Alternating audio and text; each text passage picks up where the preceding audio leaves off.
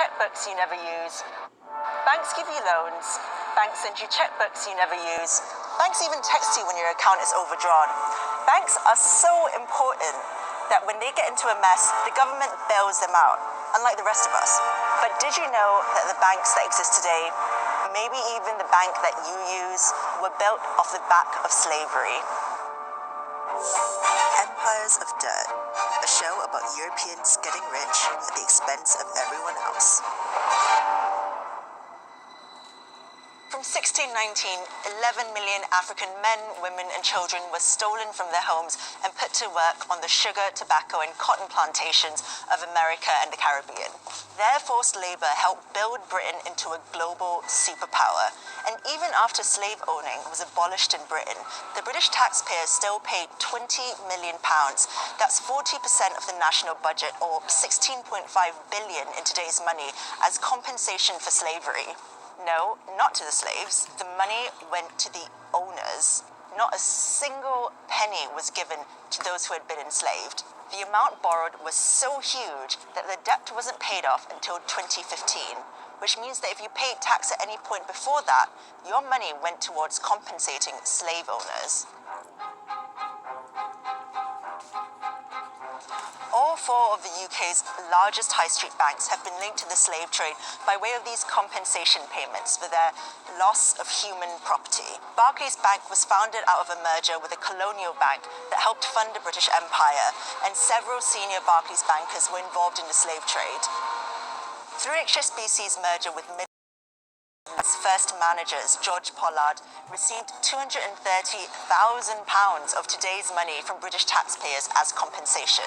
In exchange, he gave up 134 enslaved people on the Caribbean island of Nevis in the 1830s. The president of Lloyds Bank, John White Cater, also received compensation for estates in Jamaica in 1835.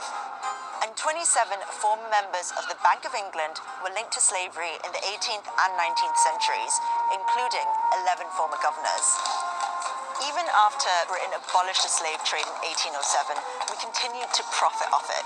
Bankers just pivoted to indirect means of making money from the exploitation and trafficking of human beings. The City of London provided the finance for slave traders all around the world, and loans were one way of making money.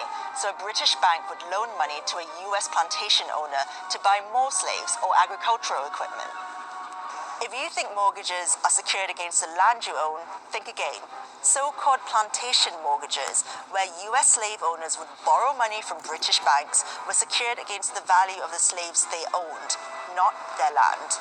The Royal Bank of Scotland offered plantation mortgages. So did Barclays. These mortgages were then bundled into bonds and sold to investors all over the world. When the US slave owners made repayments, the people who owned those bonds made a small profit. The City of London has defined British wealth for hundreds of years. Money comes in and money goes out to countries all over the world, and our status as a global power rests on our financial institutions. But the labor that built many of these institutions was enslaved. Iconic buildings like the Guildhall in the heart of the City of London epitomise Britain's involvement with the slave trade. Between 1660 and 1690, 15 Lord Mayors of London were shareholders in the Royal Africa Company, which shipped more African slaves to the Americas than any other institution in the history of slavery. A statue of William Beckford Sr., twice Lord Mayor of London, still stands in the Guildhall to this day. Beckford grew rich off the toil of slaves he owned on 20,000 acres of land in Jamaica. The Royal Exchange was the heart of the City of London, where stocks were bought and traded from all over the world. It was funded by Sir William Garrard, who helped to develop the Moroccan slave trade in the 1500s. So the blood and toil of African slaves literally helped build the bricks of the City of London. Following the Black Lives Matter protests, the insurance company Lloyds of London agreed to pay reparations to black community groups for its involvement in the slave trade. Campaigners are calling on the banks to follow suit. So when you go to withdraw cash from an ATM, remember that it was your bank that was complicit all those years ago. Slavery built the financial institutions we use today.